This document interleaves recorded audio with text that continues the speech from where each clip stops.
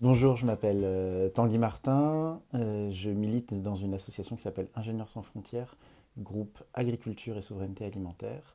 Et par cet investissement, je suis aussi dans le collectif pour une sécurité sociale de l'alimentation. Qu'est-ce que la sécurité sociale de l'alimentation? Il s'agit du moyen imaginé par un certain nombre de personnes et d'organisations pour enfin réaliser le droit à l'alimentation en France au XXIe siècle. Ça, c'est, on va dire, la grande idée. Il y a certainement d'autres manières de le faire, mais ce qui est clair aujourd'hui, c'est que ce droit, qui découle pourtant de la Déclaration des droits humains, qui est en préambule de notre Constitution, n'est pas réalisé en France aujourd'hui. On est parti d'une analogie avec la sécurité sociale, et notamment l'assurance maladie, pour essayer de se dire comment on pourrait étendre cet édifice à la fois élégant, utile et aimé des gens qui en bénéficient et qui y recourent, pour étendre cette sécurité à la question de l'alimentation. Ça se base sur trois grands principes. L'universalité, donc l'idée que chaque personne, chaque habitant du territoire, quel que soit son âge, son genre, son statut, qu'il soit citoyen avec la nationalité française ou non, qu'il ait des papiers en règle ou non, puisse bénéficier de 150 euros par mois. Ça, c'est la première chose, donc une universalité d'accès. La deuxième chose, c'est une démocratie. Donc cet argent serait dépensable sur un certain nombre de produits alimentaires, qu'ils soient bruts ou qu'ils soient transformés, voire qu'ils soient distribués en restauration collective, en restaurant ou en cantine. Et donc sur un ensemble de produits conventionnés et de professionnels conventionnés, c'est-à-dire qui répondraient à une demande élaborée démocratiquement par des citoyens réunis dans des caisses de sécurité sociale de l'alimentation sur des territoires. Le dernier étage de la fusée, c'est le fait que tout cela serait financé économiquement sur de la cotisation, c'est-à-dire en prélevant la valeur ajoutée là où elle est produite économiquement par le travail des êtres humains. Et donc on ne serait pas sur un dispositif de redistribution qui naturaliserait les inégalités économiques, mais sur l'idée qu'on redistribue la valeur aux gens qui en ont besoin au moment où ils en ont besoin. Et donc voilà, ces trois piliers-là, de l'universalité, de la démocratie et de ce financement directement sur la valeur ajoutée, qui constituent le socle de cette idée de sécurité sociale de l'alimentation. Ça répond à tout un tas de choses qui s'imbriquent. On vit dans un système économique capitaliste où toutes les activités humaines tendent à être régies par le marché dans un but unique qui est celui de produire du profit. C'est-à-dire aujourd'hui, la production agricole, la transformation des produits à destination alimentaire, la distribution des produits à destination alimentaire ne vise pas in fine à répondre à un besoin fondamental des êtres humains qui est celui de se nourrir, il vise à faire du profit. Que des gens se nourrissent à partir de là est un effet parfois heureux, mais n'est pas le but premier de ces activités telles qu'elles sont mises en œuvre. C'est pas spécifique à l'agriculture et à l'alimentation, c'est spécifique au principe du capitalisme. Les gens qui défendent ce système disent que finalement, bon an, mal an, ça permet quand même de répondre aux besoins des êtres humains. On est une des plus grandes puissances agricoles du monde, on est une des plus grandes puissances économiques du monde. Pourtant, nos agriculteurs vivent plus en dessous du seuil de pauvreté que le reste de la population. Ils sont dans des dynamiques sociales compliquées. Les sociologues parlent de fragilisation, de dévitalisation des campagnes. On a un des taux de suicide les plus importants, donc ça ne fonctionne pas pour les agriculteurs. Du côté des filières, de la transformation, de la distribution, les salariés par exemple des industries agroalimentaires ont des salaires qui, toutes choses égales par ailleurs, sont moins importants que dans les autres industries manufacturières en France. Et si on va jusqu'au bout, aujourd'hui, on ne mange pas à sa faim en France. Il y a encore un sondage qui est sorti qui dit qu'une personne sur trois en France saute de temps en temps un repas pour des questions de difficulté d'accès à l'alimentation. C'est complètement insoutenable. On parle de gens qui travaillent, qui ne vivent même pas sous le seuil de pauvreté. Ça pose un problème majeur auquel il faut essayer de répondre. Il y a peut-être un deuxième constat qu'on peut faire qui est que aujourd'hui, il n'y a pas de démocratie économique, que ce soit au sein de l'entreprise ou au sein de l'économie en général. Et les gens qui travaillent, qui produisent, ont finalement peu de prise sur ce qu'ils font. Qu'ils soient salariés de l'agroalimentaire, ils disent, enfin ils font ce qu'on leur dit plus exactement, mais même quand on est agriculteur et travailleur censé être indépendant, en fait on est dans des systèmes de contraintes tellement fortes qu'on a dans la capacité de définir quelles peuvent être les bonnes conditions de travail, en tout cas celles dans lesquelles on aimerait exercer, les bonnes façons de travailler et le revenu correct qui pourrait aller en face de ce travail.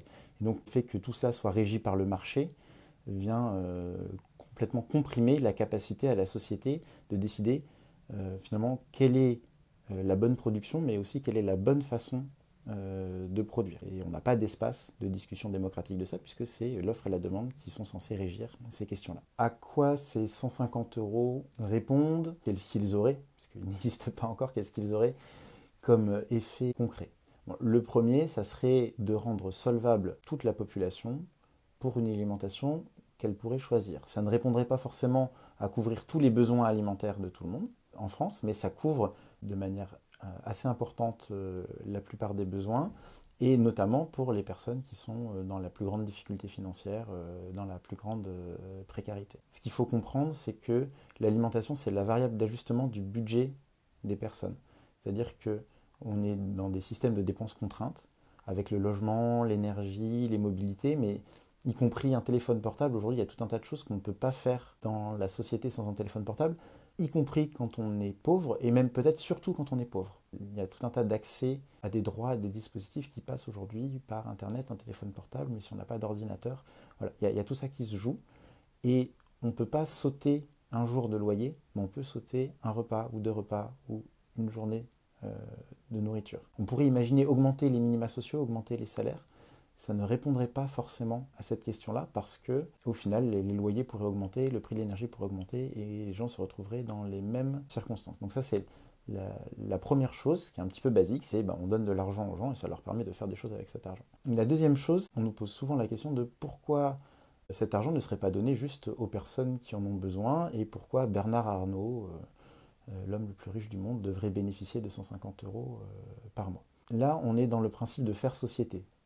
L'idée, c'est de dire, ce qu'on vit au moins depuis les années 80, c'est que le droit à l'alimentation, qui n'est pas rempli, est pallié par une aide humanitaire. Il y a 8 milliards de gens qui dépendent d'une aide humanitaire, comme un pays du tiers-monde, comme on a l'habitude de le voir ailleurs, pour manger en France aujourd'hui, encore une fois, dans une grande puissance économique, dans un pays dit développé, moderne, une grande démocratie.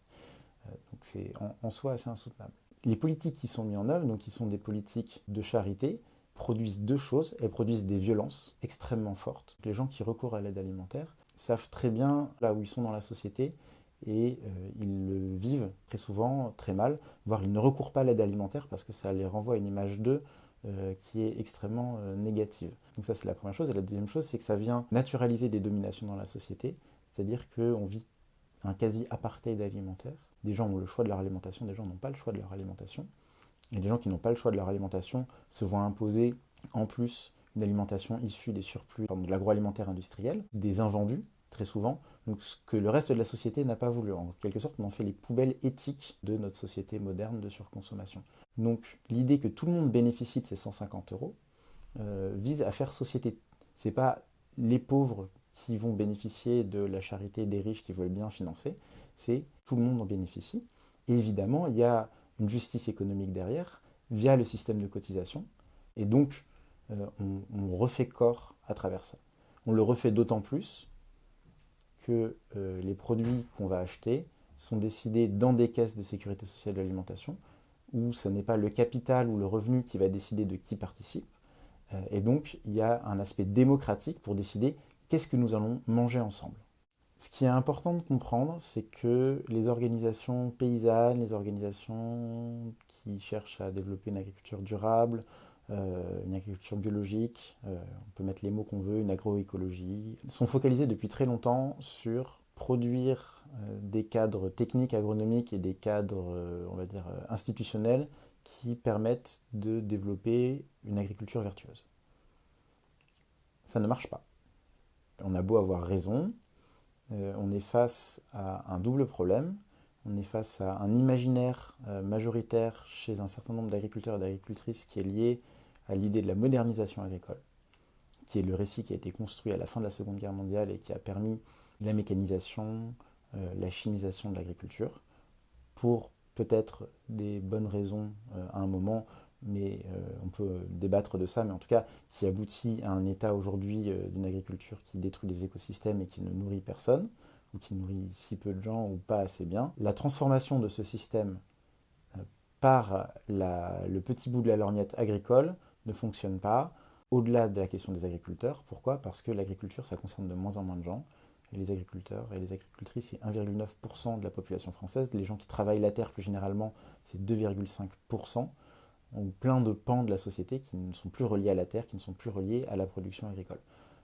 Et donc, essayer d'embarquer un projet de société autour de cette question de l'agriculture, à moins de faire revivre totalement cet amour de la terre, ce qui pourrait être intéressant, mais ça, on n'arrive pas à faire ça. Par contre, tout un chacun mange. Ça, c'est quelque chose de très concret pour tout le monde. Et donc, une des idées, c'est de dire que la transformation de l'agriculture devra, entre autres, passer par la conviction des agriculteurs, mais aussi par le fait d'embarquer la société sur son alimentation et comment elle veut que cette alimentation soit produite. Concrètement, le fait de rendre toute la population solvable pour une agriculture de qualité va permettre déjà de définir qu'est-ce qu'est la qualité pour tout le monde, parce qu'on n'est pas tout à fait sûr de ça, même si quand on fait des sondages d'opinion, quand on fait des enquêtes sociologiques, on voit bien que les gens aspirent à une alimentation qui est plutôt locale, qui est généralement saine. Enfin, voilà, tout un tas de choses qu'on défend aujourd'hui sont a priori défendues, mais ça serait démocratiquement dans les caisses de sécurité sociale de l'alimentation de le définir précisément. Mais ça rendrait tous ces gens solvables pour aller acheter des produits à des gens qui aujourd'hui peinent parfois à vendre leur production, ou lorsqu'il y a un peu d'inflation comme maintenant, bah voilà, on voit les ventes de produits biologiques s'effondrent. Des exemples de démocratie alimentaire, elles sont extrêmement variées et multiples. Il y a tout un tas de choses qui se sont créées autour d'épiceries sociales et solidaires qui ont décidé de briser un certain nombre de carcans qui leur sont demandés, voire imposés, et notamment le fait d'avoir à demander les revenus des gens qui viennent acheter. Deuxième exemple, le réseau VRAC, qui organise des groupements d'achat dans les quartiers populaires. Il y a bien une discussion entre les gens sur qu'est-ce qu'ils voudraient acheter en commun. Donc il y a un début de démocratie et ça permet de faire baisser les prix.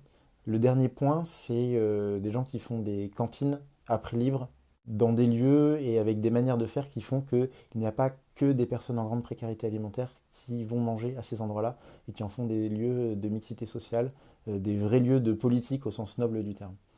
Donc il y a voilà, tout ça qui se joue et qui existait bien avant l'idée de sécurité sociale de l'alimentation d'ailleurs. Ce qui est intéressant, c'est que quand on a commencé à parler de sécurité sociale de l'alimentation, on a tout un tas de gens et d'organisations qui nous ont dit c'est génial, on va pouvoir mettre une règle carbone, on va pouvoir mettre des règles nutritionnelles qui font que les gens ils vont manger écologique et ils vont manger sain. En fait, c'est un peu plus compliqué que ça. Il y a une espèce de double chemin. Le premier, c'est de dire qu'on veut des espaces de démocratie pour décider dans la société qu'on est privé de ces espaces de démocratie. C'est un peu l'idée d'économie des communs. C'est de dire, bah voilà, il y a des ressources, il y a des besoins, comment on décide ensemble, démocratiquement, collectivement, de ces besoins. Et il y a la deuxième chose qui est que on vit dans une société où on a des idées politiques de ce qu'on voudrait y défendre. En fait, on a une idée de qu'est-ce qu'on voudrait défendre demain dans la société qui serait démocratique.